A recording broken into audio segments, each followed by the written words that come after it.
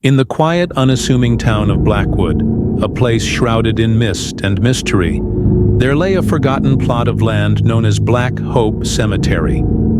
Decades ago, it had been a bustling burial ground for the town's earliest settlers, but over time, it was abandoned and erased from official records.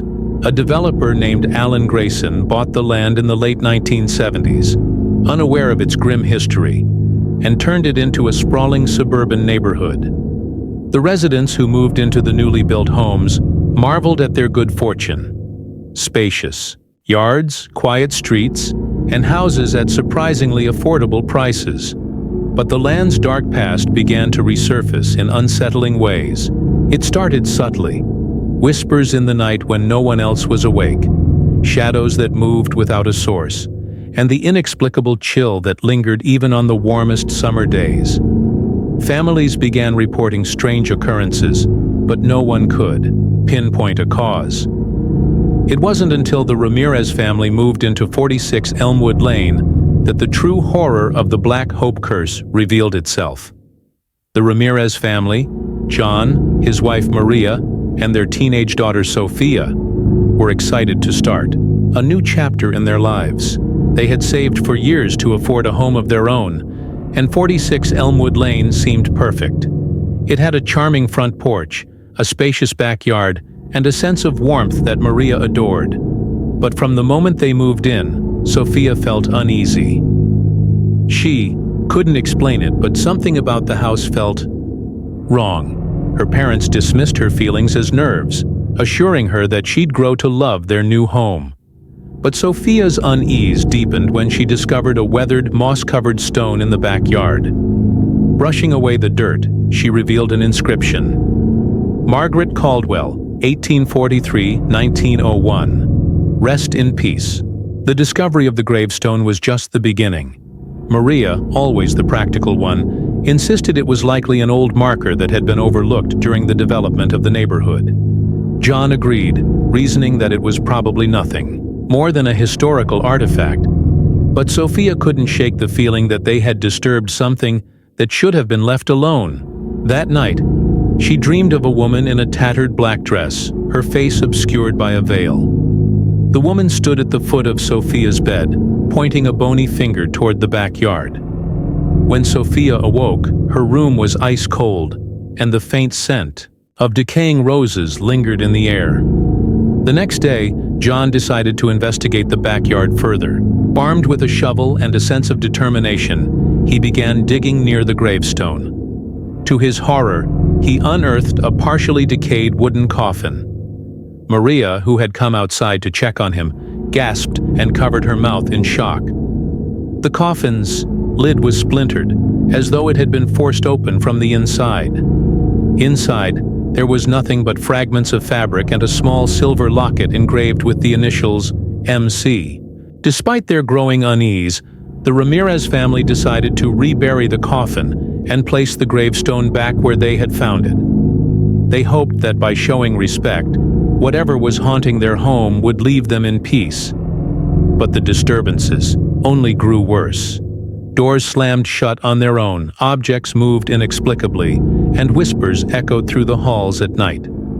Sophia began to see the veiled woman more frequently, always pointing toward the backyard. Maria started waking up with scratches on her arms, and John's once peaceful dreams turned into vivid nightmares of being buried alive. The family's once perfect home had become a prison of fear, and they knew they had to uncover the truth about Black Hope Cemetery if they ever hoped to escape its curse. Desperate for answers, the Ramirez family turned to the town's historical society. There, they met an elderly woman named Eleanor Harper, who had lived in Blackwood her entire life. When they mentioned the gravestone and the name Margaret Caldwell, Eleanor's face paled. She explained that Black Hope Cemetery had been the final resting place for many of the town's poor and forgotten residents.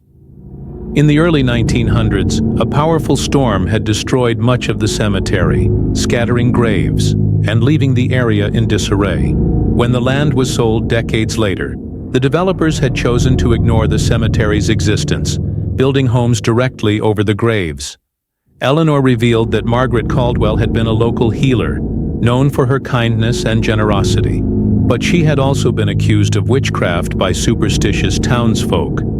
Though no evidence was ever found, Margaret's reputation had been tarnished, and she died a lonely, bitter woman.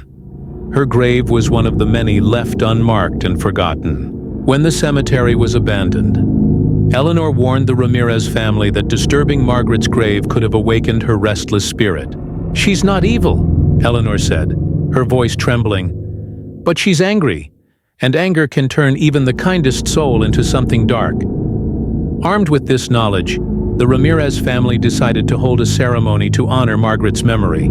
They enlisted the help of Eleanor, who provided them with an old book of prayers and rituals. That evening, under the light of a full moon, they gathered in the backyard to perform the ceremony.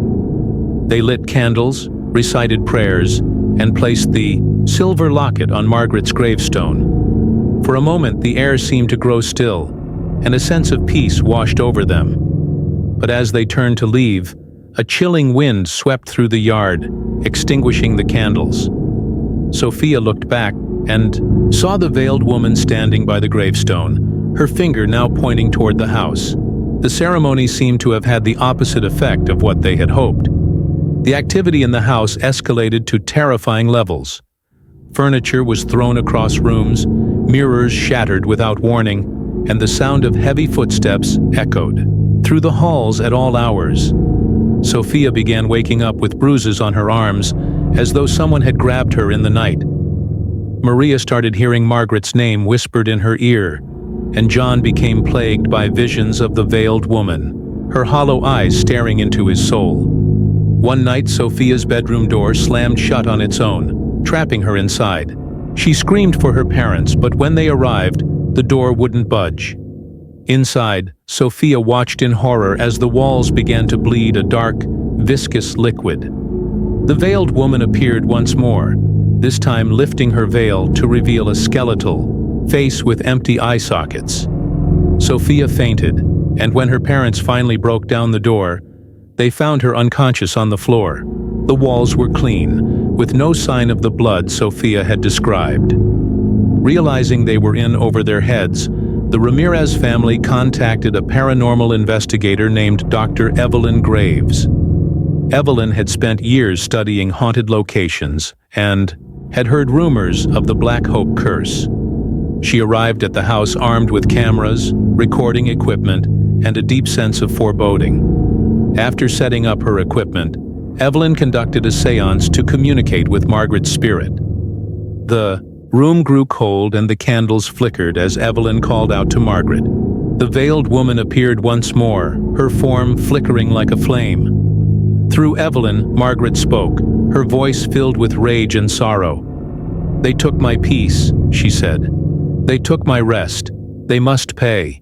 Desperation consumed the Ramirez family as the haunting escalated to an unbearable level. Every corner of their home seemed alive with malicious intent, as if the very walls conspired against them.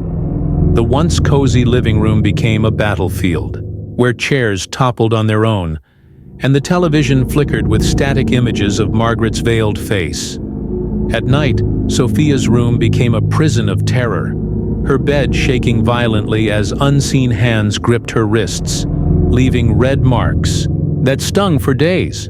Maria found herself waking in the middle of the night, her body paralyzed, as whispers filled her ears with incomprehensible words that seemed to seep into her soul. Even John, who had tried to maintain a facade of strength, began to crack under the weight of the curse. He started hearing Margaret's voice in his dreams, a mournful wail that turned into an ear-piercing scream. Realizing that their family was being targeted by a force beyond their understanding, they turned to Dr. Evelyn Graves, a seasoned paranormal investigator. Evelyn arrived with an air of authority, carrying tools and rituals meant to confront the supernatural. As she walked through the house, her demeanor shifted from professional curiosity to grave concern. "This isn't just a haunting," she said, her voice trembling. "It's an infestation of unresolved pain." Evelyn set up cameras and sensors to document the activity, but even she was unprepared for what they captured. Footage revealed faint apparitions roaming the halls and objects moving in ways that defied logic. The recordings were undeniable proof that the Ramirez family wasn't imagining their torment. Evelyn knew they had to confront Margaret's spirit, directly to understand her anger, and perhaps lay her to rest. Evelyn gathered the Ramirez family and explained that Margaret's spirit was trapped in a cycle of unrest because of the injustices done to her.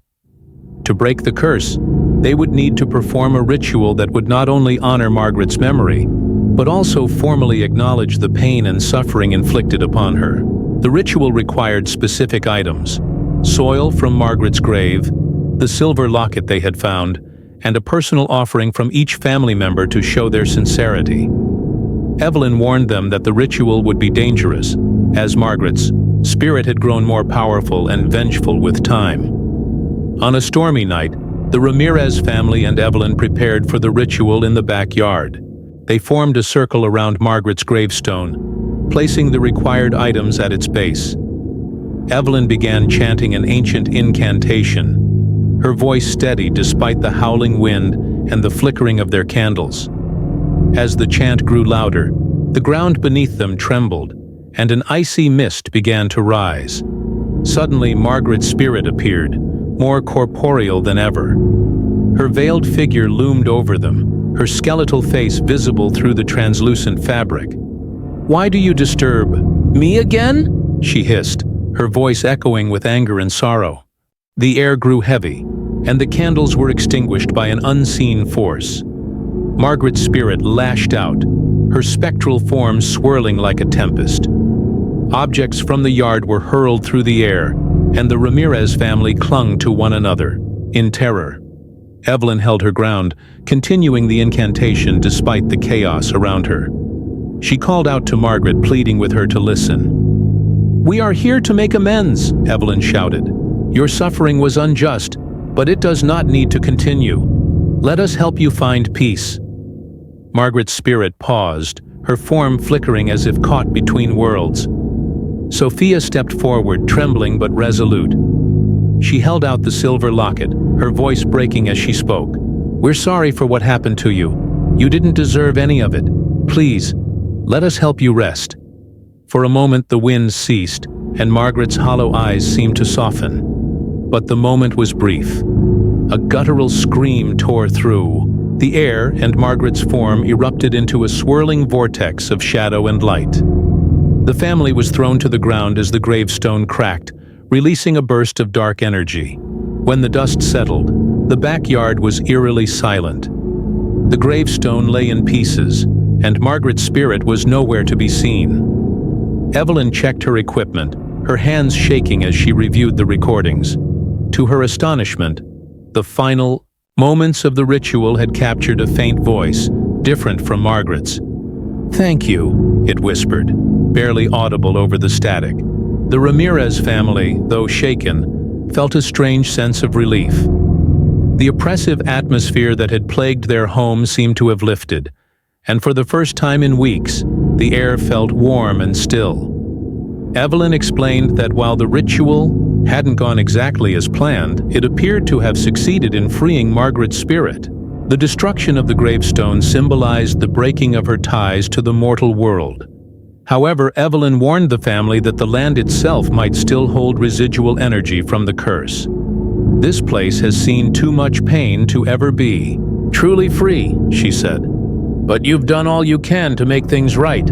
In the days that followed, the Ramirez family worked to rebuild their lives.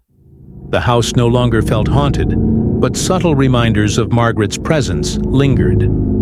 Sophia occasionally smelled the faint scent of roses, and Maria found herself humming an old tune she didn't recognize but felt oddly comforting. They decided to plant a rosebush in the backyard as a tribute to Margaret, hoping it would serve as a symbol of reconciliation and healing.